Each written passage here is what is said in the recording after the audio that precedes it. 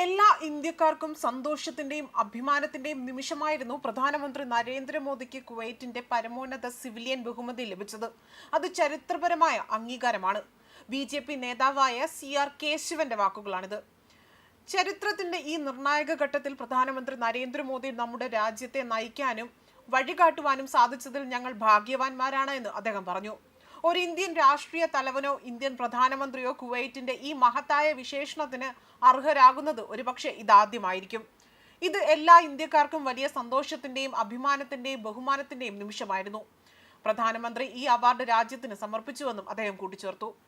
അതേസമയം കുവൈറ്റിന്റെ പരമോന്നത സിവിലിയൻ ബഹുമതിയായ മുബാറക് അൽ കബീർ ഓർഡർ പ്രധാനമന്ത്രി മോദിക്ക് കുവൈറ്റ് അമീർ നൽകിയതിനെ വിദേശകാര്യമന്ത്രി S. ജയശങ്കറും അഭിനന്ദിച്ചു.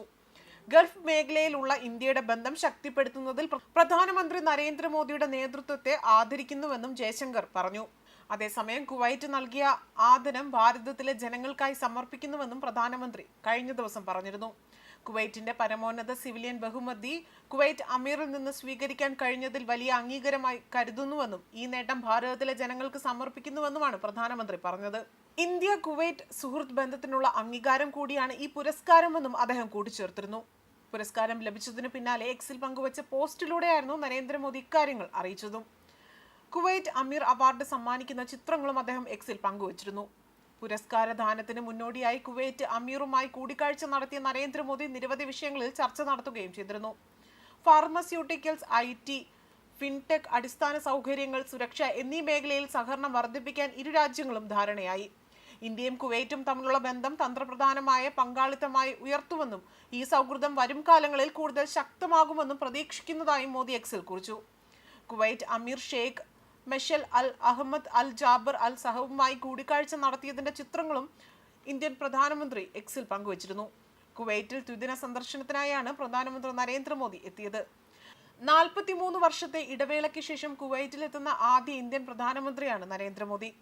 ഇതിനു മുൻപ് ഇന്ദിരാഗാന്ധിയാണ് കുവൈറ്റ് സന്ദർശിച്ചിട്ടുള്ളത്. അതോടൊപ്പം പ്രധാനമന്ത്രിയുടെ കുവൈറ്റ് സന്ദർശനത്തിനോടെ ഭീകരവാദം കൂടുതൽ ഫലപ്രദമായി ചെറുക്കാനായുള്ള സാങ്കേതിക സംവിധാനങ്ങളും മറ്റു സൗകര്യങ്ങളും വികസിപ്പിക്കാനുള്ള ശ്രമങ്ങൾ സഹകരിക്കാനും ധാരണയായി. ഭീകരപ്രവർത്തനങ്ങൾക്കും സാമൂഹിക സൗഹാർദ്ദം തകർക്കുന്ന രീതിയിൽ തീവ്ര ചിന്താഗതി വളർത്തുന്നതിനും സൈബർ ഇടങ്ങൾ ദുരുപയോഗം ചെയ്യുന്നത് തടയാനുള്ള നടപടികൾ സ്വീകരിക്കുവാനും തീരുമാനിച്ചിട്ടുണ്ട്. ഇതോടെ ഇന്ത്യ കുവൈറ്റ് ബന്ധം കൂടുതൽ ശക്തമായിരിക്കുകയാണ്. ഇതിന്റെ ഭാഗമായി സൈബർ സുരക്ഷ മെച്ചപ്പെടുത്തുവാനും ഇരു രാജ്യങ്ങളും പരസ്പരം സഹകരിക്കും. കുവൈറ്റ് അമീർ ഷെയ്ഖ് മെർഷൽ അൽ അഹമ്മദ് അൽ ജാബർ അൽ സഹബ്, കുവൈറ്റ് പ്രധാനമന്ത്രി അഹമ്മദ് അബ്ദുള്ള അൽ അഹമ്മദ് അൽ സഹബ്, കുവൈറ്റ് കിരീട അവകാശിയായ ഷെയ്ഖ് സഹാബ് അൽ ഖാലിദ് അൽ ഫഹദ് അൽ മുബാറക് അൽ സഹബ് എന്നിവരുമായി നടത്തിയ കൂടിക്കാഴ്ചയിലാണ് ഭീകര വിരുദ്ധ പ്രവർത്തനങ്ങൾക്ക് സഹകരണം ഉറപ്പിക്കാൻ ധാരണയായത്.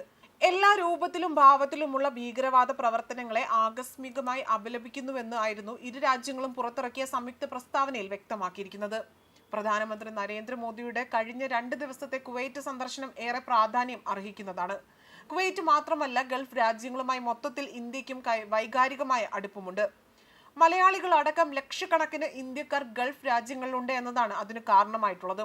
സാമ്പത്തിക, വ്യാപാര, ഊർജ മേഖലകളിൽ ഇന്ത്യയും ഗൾഫ് രാജ്യങ്ങളുമായി അതിശക്തമായ ബന്ധമുണ്ട് എന്നും അത് വിസ്മരിക്കാനാകില്ല. എണ്ണ ഇറക്കുമതിക്ക് പ്രധാനമായും ആശ്രയിക്കുന്നത് ഗൾഫ് മേഖലയാണ്. ഗൾഫ് പണം എത്രയോ ഇന്ത്യൻ കുടുംബങ്ങളുടെ ജീവിത മാർഗമാണ് എന്നും നമ്മൾ ഓർക്കണം. കേരളം പോലെ പല സംസ്ഥാനങ്ങളുടെയും വളർച്ചയ്ക്ക് ഈ പണം ഉപകരിച്ചിട്ടുമുണ്ട്. ഗൾഫ് രാജ്യങ്ങളുമായുള്ള ബന്ധങ്ങളിൽ ഉണ്ടാകുന്ന ഓരോ മാറ്റവും നമ്മെ സംബന്ധിച്ചിടത്തോളം വളരെ പ്രാധാന്യമുള്ളതുമാണ്. ന്യൂസ് ഡെസ്ക് കർമ്മ ന്യൂസ്.